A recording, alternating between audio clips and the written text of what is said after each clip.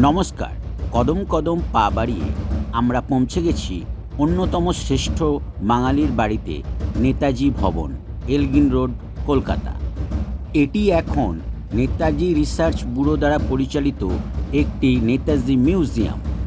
সকাল 11টা থেকে বৈকাল 5টা পর্যন্ত এই মিউজিয়াম খোলা থাকে।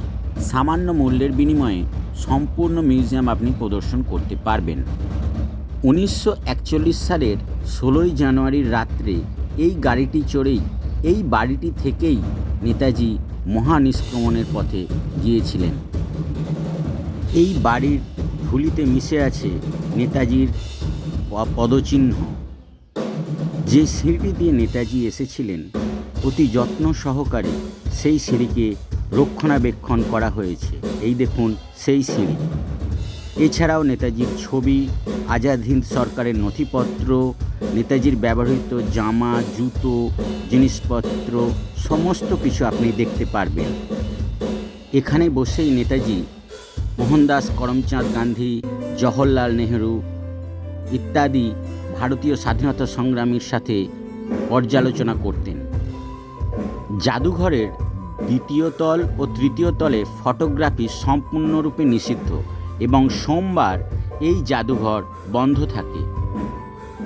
এই বাড়িটিতে প্রবেশ করা মাত্রই আপনি স্বাধীনতা সংগ্রামের ইতিহাসকে ছুঁয়ে দেখতে পারবেন, উপলব্ধি করতে পারবেন। জাতি, ধর্ম, বর্ণ নির্বিশেষে আপামর ভারতবাসীর এটি একটি পুণ্যভূমি, তীর্থস্থান। ব্রিটিশ আমলে তৈরি বাড়িটি খুব সুন্দর করে মেনটেনেন্স করা হয়েছে এবং পুরনো জিনিসগুলোকে অতি যত্ন সহকারে রাখা হয়েছে। কড়িবর্গার ওপর ঢালাই এবং এই অডিটোরিয়ামের মধ্যে কত মহাপুরুষ এসে বৈঠক করে গেছেন। এই সেই গাড়ি যে গাড়িতে চড়ে তিনি মহানিষ্ক্রমণের পথে গমন করেছিলেন। আমাদের গর্ব নেতাজি। জার্মানি ও জাপানের বিভিন্ন নেতাদের সাথে চুক্তি, ছবি এবং বিভিন্ন নথি আপনি এখানে দেখতে পাবেন, ইতিহাসকে ছুঁতে পারবেন। এই অলিন্দেই মহাপুরুষরা এসেছেন, গিয়েছেন।